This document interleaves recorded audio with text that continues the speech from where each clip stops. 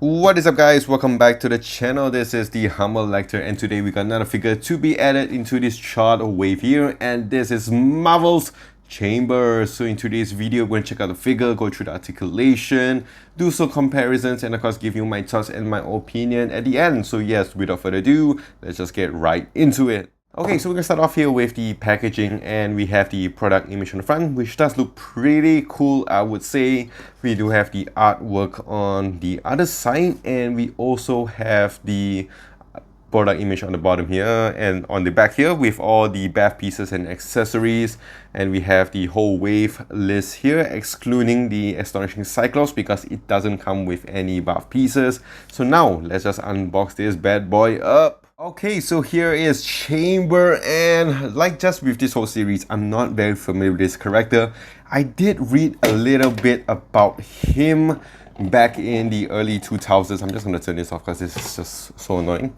So anyway, I did read a little bit about him. I see him appear in some of my X-Men comics back in the day. I thought he's always cool. He's always been like this kind of emo character, and if you've been living in the early 90s, you will know that that is a big thing growing up there. We have that, funky jacket, and he's always been like a very emotional character. And I was wondering, like, why does he have fire on him? Is he burning or something like that? But it is his power and all that. So it's really cool. And I'm just very fascinated that they actually made a figure on him in today's day and age. So that's pretty interesting here. So now let's check out this figure as it is. And in terms of accessories, there isn't a lot. We have another pair of closed-fisted hands. We have the open hands here, which is pretty interesting. And we also have the BAF piece for short. So looking at this figure, this is where I think it stands out, and that is of course the head and also the upper torso. So you can see from the head here, it looks just amazing. It is of course a half head and also the half effect pieces here. And the fire looks really nice. You do have a nice glow to it, or orange hue to it. And the back here is all the transparent orange, which looks really nice. And the eyes as well, as you can see here, looks really, really awesome. The head pushing backwards looks really, really nice, and I think it's an overall amazing looking figure. And we go on to the torso here. You can notice that we do have your pinless arms here, and we do have a nice jacket finish to it. You have your silver zips, the buckles, and the belt straps over here, which looks really cool. And if you look at his torso, it does have some nice texture to it. Like, it does give you that kind of linen texture to his body, and his belt as well. He does have the nice buckle there, silver buckle. The pants is pretty standard, I would say. And for I'm not mistaken, like if you look at the ankles, it does look like it's pretty new. It's not using maybe it's using the older one, or maybe it's just similar to the Wolverine Logan or whatsoever. I don't really have those figures with me at the moment, so it's a bit hard to compare. So with that being said, let's just go on to articulation. So head movement, as you would expect, it is restricted, so you can only tilt upwards this much, downwards this much. He's more of a stoic figure, and you can kind of rotate his face a little bit left and right and give it a little bit of some swivel here.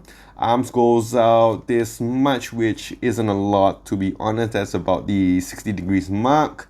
And of course, you can rotate it as much as you want. You do have nice bicep swivel. You do have the pinless jointed elbows here, which would go back all the way to 180 degrees. And going on to the wrist, you have nice wrist rotation and hinge up and down. Going on to the torso, you can crunch forward this much, which is really nice. So you can see that it crunches forward a lot. And you can crunch backwards quite a bit, I would say, but of course hindered by the jacket. You do have nice waist rotation. Almost lost my words there. And in terms of the legs, you can spread out this much, which isn't too bad. You can kick forward about 90 degrees here. You do have your upper thigh swivel. You do have your pin double jointed knees, which does kick back fair bit a lot to the back. And you do have nice ankle pivots, I would say. Mine was a little bit tight, so you gotta warm your figures for most of them because most of my figures came in really tight, as you can tell here.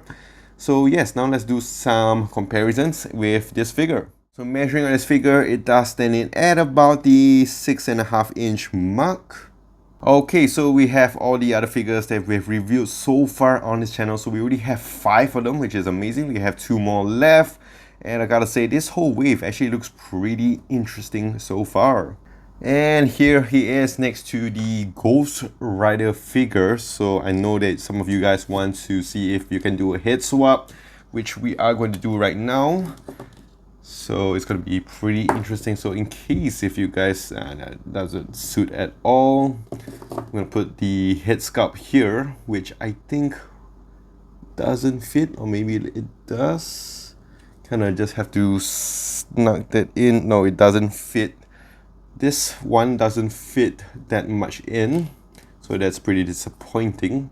But I've seen people use the Nicolas Cage ones, the head sculpt on this, which is going to be really cool.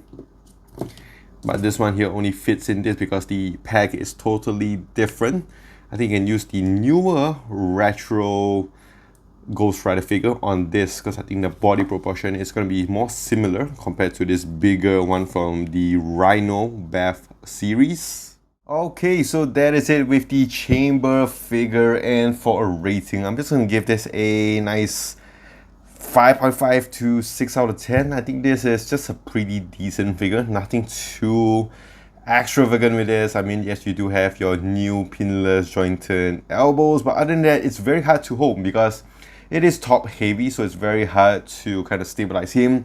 And when you're using this kind of base here, that is where it gets very tricky. You gotta like just widen up the stance or do something like that. It's just very hard to hold. Now I don't really like this kind of legs here. As you can see, it just doesn't really hold in terms of the pose, but it is what it is. So let me know in the comments down below what you guys think about this figure. I'm still happy that we got it to fill up our Generation X lineup. So yes, let me know in the comments down below what you guys think about this figure. And of course, if you enjoyed this video, do click the like and smash the subscribe button down below for more videos like this in the future. And also, do follow me on my socials on my Instagram at the Humble Lecter, and I'll see you guys in the next one.